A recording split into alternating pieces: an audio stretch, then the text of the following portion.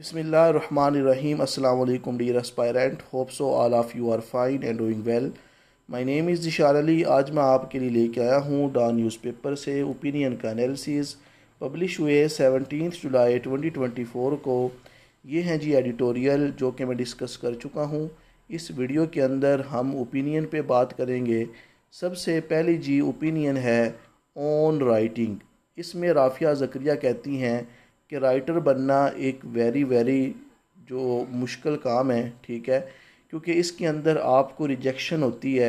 इसके लिए आपको अपना जो सेल्फ है उसके साथ मोनोलॉग मीन के बातचीत करना पड़ती है. राइटर बनने के लिए आपको क्रिटिकल एनालिसिस चाहिए, आपको क्रिटिकल थिंकिंग चाहिए, आप डिटेल में आपको जाना पड़ता है. आप सुपरफिशियल होंगे तो आप अच्छे राइटर नहीं बनते. डिटेल में जाने के लिए मैं आपको एग्जांपल देता हूँ. जिस तरह एक दोस्त आपका एक घर बनाता है और आप सारे दोस्त उस घर को देखने चले जाते हैं, तो जो लोग आप में से तेज़ होते हैं, जो डिटेल में जाते हैं, वो हर चीज़ को देखते हैं, ठीक है. इवन आपके घर में फ्रिज में देखते हैं क्या क्या चीज़ पड़ी है, ठीक है. मीन आपने कैसा ख़र्चा किया, आपका वाशरूम कैसा है. और जो सुस्त होंगे आराम से बैठ जाएंगे, बस ठीक है, चाय पी के आ जाएंगे, ठीक है. सो इसी तरह जी जो लोग डिटेल में जाएंगे, जो मेहनत करेंगे, कोशिश करेंगे, वही राइटर बनते हैं. तो आपने भी राइटर बनना है अपने एग्ज़ाम के लिए. That is very difficult but it takes time. अगर आपकी विल हो, there where there is a will there is a way. अगर आपके पास इरादा है तो आप कुछ भी कर जाएंगे. सो जी तो अगर कहते हैं कि अगर आपने राइटर बनना है तो इसके लिए there is nothing between the person and page, ठीक है. तो आपने क्या करना है जी, अपने साथ बातचीत करनी है और अपने पर्सन को अपने पेज पे जो है, जो आपके आइडियाज़ हैं उनको पेज पे आपने कन्वर्ट करना है, ठीक है. तो इसके लिए कहती हैं कि जितने भी राइटर्स हैं ना, उनको रिजेक्शन होती है और रिजेक्शन उनको कबूल करना पड़ती है. और अथेंटिसिटी जो है वो लाने के लिए उनको काफ़ी देर वेट करना पड़ता है. तो जितने भी आर्टिस्ट हैं ना, वो ये एडवाइस करते हैं कि ख़ास तौर पे कहती हैं कि एक आर्टिस्ट मेरे पास आई और उसके पास एक फ़ोल्डर था, ठीक है. उस फ़ोल्डर में उसने अपनी राइटिंग लिखी हुई थी और उसने मुझे बताया कि ये फ़ोल्डर कितनी बार रिजेक्ट हो चुका है, ठीक है. और उसने कहा कि अगर आपने राइटर बनना है ना, आपको जो रिजेक्शन है ना ये बर्दाश्त करना पड़ेगी. साथ वो कहती हैं स्टीफन किंग जो हैं, ये एक राइटर है. किंग जो हैं, इनके जो लेटर थे इतनी बार रिजेक्ट हुए कि इनका कमरा जो है ना वो रिजेक्ट होने वाले जो लेटर हैं उनसे भर गया, ठीक है. तो इससे आप देख सकती हैं. तो राइटर कहती है कि जब तक आप रिजेक्शन को कबूल नहीं करेंगे, कंटिन्यू राइट नहीं करेंगे, तो आप सक्सेसफुल राइटर नहीं बन सकते. अगर आपने सक्सेसफुल राइटर बनना है तो कंटिन्यू रिजेक्शन को कबूल करना होगा. तो आपने जी अगर राइटिंग स्किल जो है वो क्रिएट करनी है, उसके लिए ज़्यादा से ज़्यादा पढ़ें, ज़्यादा से ज़्यादा जो लेक्चर्स हैं आपके रेलिवेंट उनको सुने, कंसिस्टेंटली राइट करें और अपना फीडबैक लें. और उसके अलावा एडिट करें, रिवाइज़ करें चीज़ों को, experiment with style and technique apply करें एक्सपेरिमेंट में. और रिजेक्शन को लर्न एम्ब्रेस करके सीखते जाएं और आगे बढ़ते जाएं, ठीक है. तो अगर आपने जी राइटर बनना है तो सबसे पहले जी ये राइटर कहती हैं कि सबसे आपने ज़्यादा अगर अच्छा लिखना है तो उसके लिए आपको अच्छा पढ़ना पड़ेगा, ठीक है. तो कहती हैं क्वालिटी राइटिंग के लिए आपके लिए ऑनलाइन एक रिसोर्स है, गार्डियन के नाम से एक वेबसाइट है, वहाँ पे जाके आप पढ़ सकते हैं और अपनी जो स्किल्स हैं वो इम्प्रूव कर सकते हैं. तो आपको ये राइटिंग एक स्किल है, इससे अवेयरनेस रहने के लिए आपको लिखना पड़ेगा और आपको जो अच्छी राइटिंग और जो बुरी राइटिंग है उसके दरमियान जो फ़र्क है वो जानना पड़ेगा. डिसर्नमेंट का मतलब होता है वो एबिलिटी जिसमें आप जजमेंट कर लें, थोड़ी सी भी चीज़ हो उसमें आप जजमेंट की पावर रखते हो.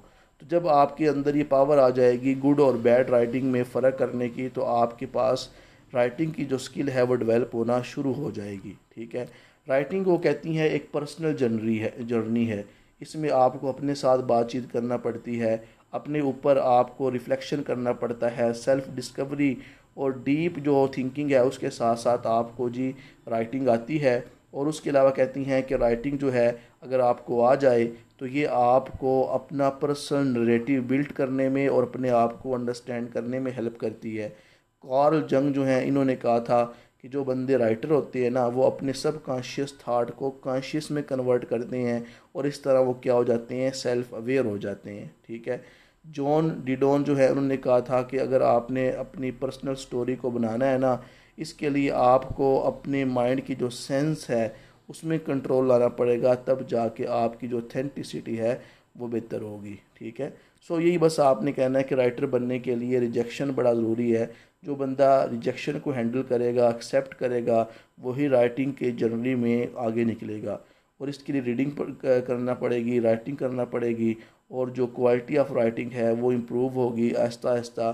तो आपकी पर्सनल स्किल भी इम्प्रूव हो जाएंगी और आपको ये मानना पड़ेगा कि राइटिंग जो है ये एक लिमिटेशन से भी आपको बियॉन्ड जाने का जो है वो मीन कह लो कि राइटिंग इट मीन्स के ये लिमिटेड नहीं है, इसको आपको टाइम देना पड़ता है, आपको इंगेज रहना पड़ता है। ठीक है। पर्सनल ग्रोथ तो कहती हैं कि अगर आपने अपनी सेल्फ डिस्कवरी करनी है और अपना नरेटिव आपने क्रिएट करना है तो आपको जी जो राइटिंग है एक पावरफुल टूल है। तो आप इससे जी अपनी पब्लिकेशन भी बना सकते हैं और अपनी सेल्फ अवेयरनेस भी हासिल कर सकते हैं। उसके बाद दूसरा हमारे पास ओपिनियन है शेडो ऑफ अथॉरिटेरियनिज़म। जाहिद हुसैन साहब बात करते हैं कि अभी जो पीटीआई को जी बैन करने का डिसीजन किया जा रहा है करंट कोलिशन गवर्नमेंट से, तो इससे आप देख सकते हैं कि हमारी स्टेट के अंदर एक और मायूस कुन काम होता हुआ नज़र आ रहा है। तो कहती हैं कि ये कहते हैं कि बहुत कोशिश की गई पीटीआई को जी तबाह करने की, ख़त्म करने की, लेकिन अभी भी पाकिस्तान के अंदर पीटीआई जो है ये मोस्ट पावरफुल पॉलिटिकल एक जमात है और इसको जो बैन करने की कोशिश की जा रही है ना, इससे कहता है कि स्टेट के अंदर मज़ीद जो टेंशन क्रिएट होगी, इंस्टेबिलिटी आएगी, पैनिक जो है वो लोग होते हुए दिखाई देंगे। इसलिए कहता है कि पॉलिटिकल टर्मोइल जो है वो होगा अगर आपने पीटीआई को जो है वो बैन कर दिया। ठीक है। तो आप जानते हैं कि 9 मई के वाक़या में पीटीआई को बैन कर दिया था। पिछले हफ्ते दोबारा सुप्रीम कोर्ट के डिसीजन की वजह से वो बैन उठा लिया गया, लेकिन करंट कोलिशन गवर्नमेंट को ये बैन जो है जो सुप्रीम कोर्ट ने हटाया है वो बर्दाश्त नहीं हो रहा, तो इसलिए वो दोबारा इसको बैन करना चाहते हैं। ठीक है। तो plan to ban PTI, government plan कर रही है पीटीआई को जो है वो बैन कर दें। आप देख सकते हैं कितनी डेस्पिरेशन है, कितने लोग मायूस हैं ख़ासतौर पर करंट कोलिशन गवर्नमेंट के, और कितना उनका सेल्फ डिस्ट्रक्टिव मूव है पीटीआई को लेके। ठीक है। इतना ज़्यादा कह लो कि नफ़रत है एक दूसरे के लिए। इससे पाकिस्तान के अंदर पॉलिटिकल स्टेबिलिटी पे इम्पैक्ट पड़ेगा। और ये जो अनाउंसमेंट की जा रही है ख़ास तौर पे जी पॉलिटिकल पावर का इस्तेमाल करके कोलिशन गवर्नमेंट ये जो डिसअरे पैदा करना चाहती है, इससे मुल्क में डिस्टेबलाइजेशन पैदा होगी। इसलिए इस तरह की हरकत करना, पीटीआई को बैन करना कोई अच्छा स्टेप नहीं है। पीटीआई जो है ये रियलिटी है, इसको एक्सेप्ट करना होगा। और डेमोक्रेसी जो है इसमें जी हर पॉलिटिकल पार्टी को अपनी सोच रखने की जो है आज़ादी है। Does the law justify ban on PTI by the Pakistan government. तो पाकिस्तान का लॉ जो है ये भी जस्टिफाई नहीं करता कि पाकिस्तान की कोलिशन गवर्नमेंट पीटीआई को बैन करे। इवन जी जो यूएसए की तरफ से matter of great concern, USA जो है वो पीएमएलएन की गवर्नमेंट का प्लान जो है पीटीआई को बैन करने का, इसको जी वो उन्होंने अपोज कर दिया है। तो उन्होंने कहा है जी स्पोक पर्सन है यूएसए के स्टेट डिपार्टमेंट के, we support democratic process and broader principle including rule of law. तो इन्होंने भी कह दिया है कि आप पीटीआई को बैन ना करें, आप डेमोक्रेटिक प्रोसेस को अपने कंट्री में फूलने दें। Federal information minister Ataullah Tarar ने बयान दिया है कि पीटीआई को बैन कर दिया जाए। ठीक है। इससे आपने देखा कि लोगों के अंदर एक मायूसी फैल गई जो सपोर्टर हैं, और उसके अलावा जी कहता है कि जो अदालत की प्रोसीडिंग आई है, ठीक है, इसको भी वो नहीं मान रहे। ठीक है। तो इस तरह ताउल्ला तारड़ का बयान करना एक कैओटिक बैनर के अंदर शो कर रहा है करंट गवर्नमेंट की फ्रस्ट्रेशन को। सुप्रीम कोर्ट ने जो रूलिंग की है पीटीआई को रिजर्व सीट भी दे दी हैं, और इससे क्या होगा जी पार्लियामेंट के अंदर उनकी तादाद भी बढ़ जाएगी और कोलिशन गवर्नमेंट की जो 2/3 मेजॉरिटी है वो कम हो जाएगी। इससे क्या होगा, पीटीआई की स्ट्रेंथ बढ़ रही है। पीटीआई जो है अब जितने भी कॉन्स्टिट्यूशन अमेंडमेंट जो है उसमें अपना रोल अदा कर सकती है। और इसके लिए कहता है कि जो कोलिशन गवर्नमेंट को पीटीआई को भी इन्वॉल्व करना होगा, और ये कोलिशन गवर्नमेंट को बर्दाश्त नहीं हो रहा। उसके अलावा कहते हैं कि जो फ्रस्ट्रेशन है वो इस्टेब्लिशमेंट के अंदर भी नज़र आ रही है। इस्टेब्लिशमेंट जो कंट्री के अंदर रूल कर रही है और पीटीआई जो है उसकी सक्सेस से और कोर्ट की जो रूलिंग है इससे जी इस्टेब्लिशमेंट का जो कंट्रोल है उसको भी चैलेंज किया जा रहा है। पीपल पार्टी जो है उसने जी अब पीटीआई के बैन के बारे में अपना जो स्टांस है उसका अनक्लियर है। और उसके अलावा जी ये जो कोलिशन गवर्नमेंट की तरफ से बयान आया है इसमें जी जितने भी लीडर्स हैं उन्होंने अभी कंसल्ट नहीं किया, मशवरा नहीं किया। जिस तरह अभी आपने देखा डिप्टी जो प्राइम मिनिस्टर है इसहाक डार साहब और राना सनाउल्लाह साहब ने कहा है कि हम इस मामले पे दोबारा जो है वो बहस करेंगे कैबिनेट के अंदर, उसके बाद डिसीजन होगा। और उसके अलावा जी कहता है पास्ट के अंदर भी पॉलिटिकल पार्टीज़ को बैन किया गया लेकिन बाद में वो बैन जो है वो उसमें नाकामी हुई। और दोबारा कहता है कि जिस तरह नेशनल अवामी पार्टी है और पीपीपी है, बैन के बावजूद दोबारा ये री इमर्ज हुई। ठीक है, तो इसके लिए कहता है कि पीटीआई जो है उसको भी चाहिए कि अपनी पॉपुलैरिटी को बर्दाश्त करे। तो अगर बैन कर दिया तो पीटीआई जो है उसको चाहिए कि जी जितने भी उनके पार्टी का इन्फ्लुएंस है, कहता है कि इससे मज़ीद स्ट्रॉन्ग होगा। और कहता है कि मुल्क के अंदर इंस्टेबिलिटी मज़ीद बढ़ जाएगी अगर पीटीआई बैन हो गई। ठीक है, और स्टेट में फिर क्या पता है इमरजेंसी लगानी पड़े, इससे कंट्री के अंदर ऑलरेडी इकोनॉमी के मसाइल हैं, सिक्योरिटी के इशू हैं और मज़ीद परेशानियाँ देखने को मिलेंगी। इसलिए कहता है ये आर्टिकल जो है वो कहता है कि पोलिटिकल जो पाकिस्तान के पोलिटिशियन है वो बंदे के पुत्र बने, आपस में बातचीत करें, रिकन्सिलेशन करें और कन्फ्रंट ना करें, ताकि पाकिस्तान ऑलरेडी बड़े क्रिटिकल इशू का जो है वो शिकार हो चुका है, मज़ीद डेमोक्रेटिक प्रोसेस को ख़राब ना होने दे। उसके बाद जी है तीसरा ओपिनियन है आफ्टर द फॉल। इसमें जी मेहर अली जो हैं वो बात करेंगे बाइडन की, जो बाइडन जो कि अभी करंट यूएसए के प्रेसिडेंट हैं, और डोनाल्ड ट्रंप की जो एक्स प्रेसिडेंट हैं। नवंबर के अंदर जी इलेक्शन होने जा रहे हैं और दोनों एक दूसरे के आमने सामने हैं। ठीक है, तो इसमें जी वो कहते हैं मेहर अली साहब, ट्रंप रिमेन आ थ्रेट, बाइडन आ लायबिलिटी। ठीक है, ट्रंप जो है ये एक आप जानते हैं कि डिबेट हुआ है यूएसए के अंदर जिसमें ट्रंप और बाइडन साहब एक दूसरे के आमने सामने थे। बाइडन साहब की उम्र हो गई है 81 ईयर और ट्रंप की है 78। ट्रंप अभी भी हट्टा कट्टा है, फिज़िकली और मेंटली स्ट्रॉन्ग है। ठीक है, और बाइडन साहब जो हैं थोड़े से जो हैं वो कमज़ोर हो गए हैं फिज़िकली। जिस तरह अभी जो एंकर ने क्वेश्चन किया कि अगर आप प्रेसिडेंट बन गए तो आपकी क्या पॉलिसी होगी यूएसए को लेके। ठीक है, तो उसके अंदर जो ट्रंप साहब का जवाब था वो बड़ा सेटिस्फैक्ट्री था। और दूसरी तरफ जी बाइडन साहब जो हैं ये लड़खड़ा गए और लोगों ने इनको तनकीद का निशाना भी बनाया कि ये बंदा पार्किंसन की डिज़ीज़ का जो है वो सॉरी इसके ऊपर पार्किंसन बीमारी जो है उसका इम्पेक्ट हो गया है और ये बंदा अपने प्रेसिडेंसी से रिज़ाइन दे और अपनी रेस्ट करे। दूसरी तरफ ट्रंप साहब पे आपने अभी देखा हमला हुआ, ट्रंप साहब के ऊपर हमले की वजह से कान इनका ज़ख्मी हुआ है, लेकिन इसके बावजूद खान साहब जो ये ट्रंप साहब हैं इन्होंने अपनी मुट्ठी बंद करके आपने देखा होगा ख़बरों के अंदर, इन्होंने अपनी मुट्ठी बंद करके एक पावर का साइन बना के कहा है फाइट फाइट एंड फाइट। ठीक है, तो इस तरह जी राइटर कहेगा कि जो ये पर्सनैलिटी का इम्पेक्ट है नवंबर के अंदर जो इलेक्शन होंगे उससे कहता है कि डोनाल्ड ट्रंप साहब जो है क्या पता जीत जाए। और मुझे भी ऐसे ही लग रहा है कि ट्रंप साहब जिस तरह जी अपने आप को प्रेजेंट कर रहे हैं और जिस तरह से एक्टिव नज़र आ रहे हैं तो क्या पता आने वाले इलेक्शन में ट्रंप साहब जो हैं वो यूएसए के प्रेसिडेंट बन जाएं। ठीक है, तो करंट अमेरिकन पॉलिटिकल की बात करेगा, चैलेंज क्या है तो कहता है कि जो बाइडन साहब हैं उनको जी हेल्थ इश्यूज़ हैं, फ़िज़िकल और मेंटल हेल्थ जो है इलेक्शन के अंदर हमेशा एक मेजर कंसर्न रहती है।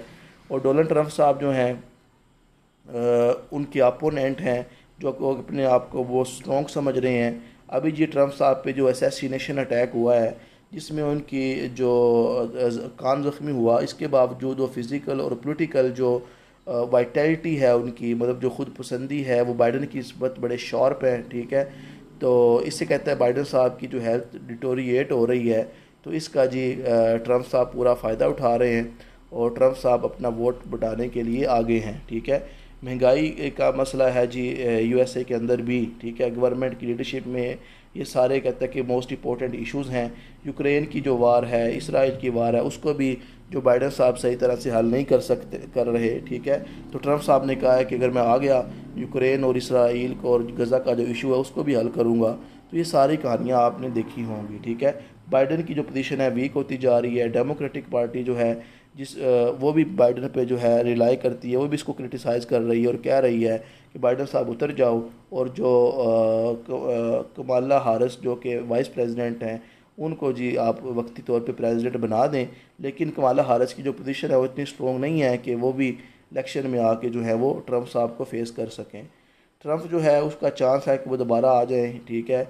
इंजरी के बावजूद जो ड्रामेटिक रिस्पांस आया है डोनाल्ड ट्रंप का, उससे कहता है कि चांस है कि इनको वोट ज़्यादा मिलेंगे, और उनका ये बिहेवियर है ख़ास तौर पे।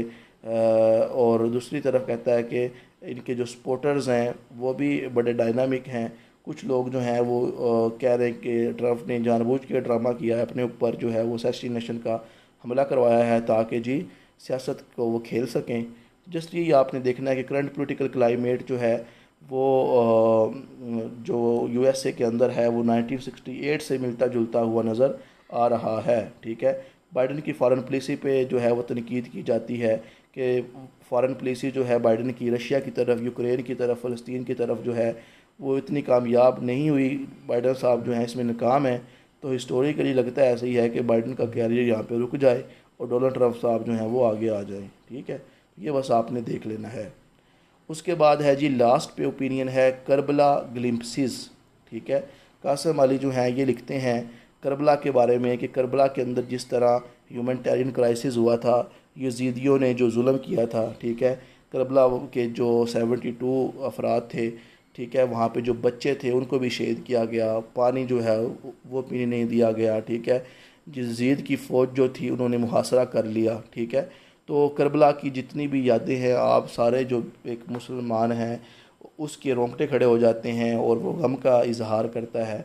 तो इसी तरह कहता है गज़ा के अंदर भी जो आजकल वाक़यात हो रहे हैं, गज़ा के अंदर जो जंग शुरू हुई है, इसराइल जो वहाँ पे जुल्म कर रहा है, गज़ा के लोगों के पास साफ़ पीने को पानी नहीं है, मेडिसन नहीं है, घर जो है वो छोड़ के सफ़र कर रहे हैं, ठीक है, कैंप के अंदर रह रहे हैं, वहाँ भी जो इसराइल अटैक कर रहा है, तो वहाँ पे गज़ा के लोगों की भी सूरत हाल कहता है करबला के लोगों की तरह है।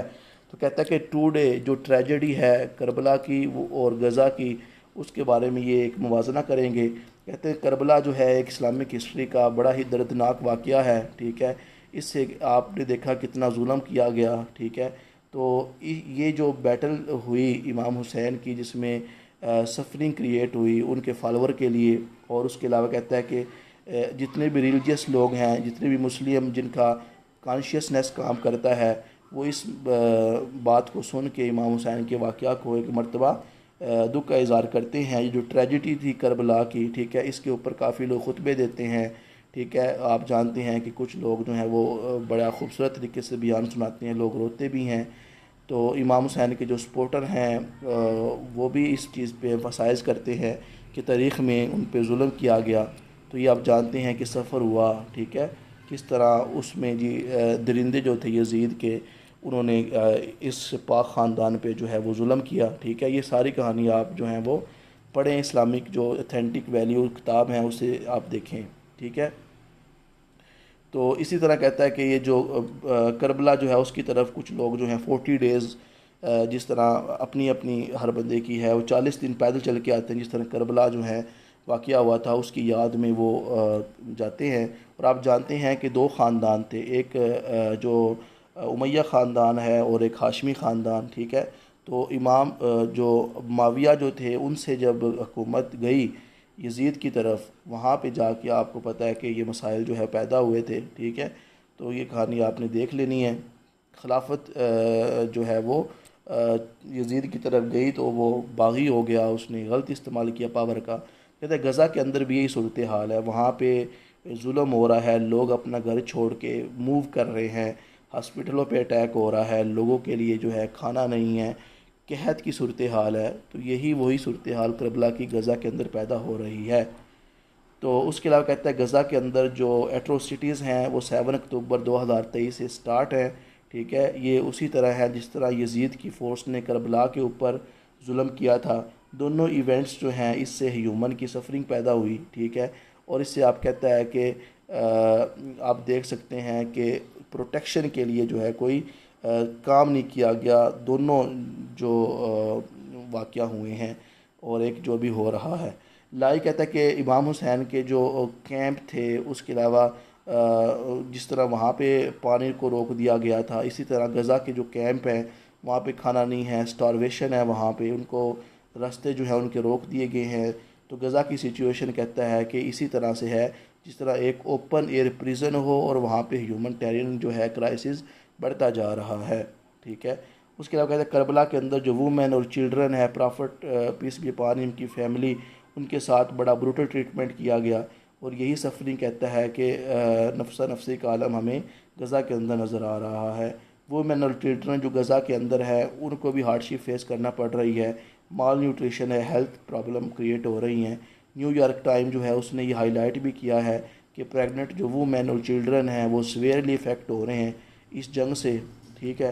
करबला जो है वहाँ पे चिल्ड्रन का मैसेकर हुआ, हज़रत कासम और अली असगर को मटायर किया गया, शहीद किया गया। ठीक है। उमैया फोर्सेस ने जुल्म किया वहाँ पे, थाउजेंड ऑफ फ़लस्तीन चिल्ड्रन को भी मारा जा रहा है, बहुत से बच्चे वहाँ पे यतीम हो चुके हैं। और इस तरह का जो दिल को मायूस करने वाला जो वाक़या है, मदर की जो वहाँ पे ग्राइविंग है, ये कहता है कि करबला की सफरिंग के साथ मैच हो रही हैं।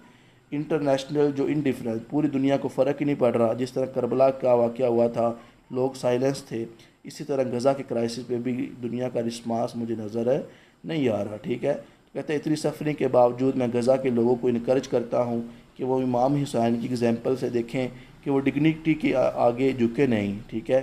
और उनकी जो लेगेसी है आज भी आप देखते हैं लोग उनको याद करते हैं। ठीक है।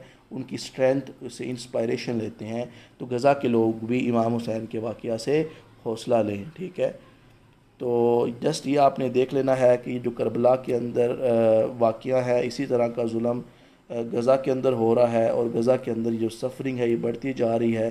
अल्लाह हमारे मुसलमान जो भाई वहाँ पे पिस रहे हैं उनको ज़ालिमों के शर से बचाए। तो ये थे जी आज के ओपिनियन। उम्मीद करता हूँ आपको अच्छे लगे होंगे। लाइक करें, सब्सक्राइब करें, कमेंट करें।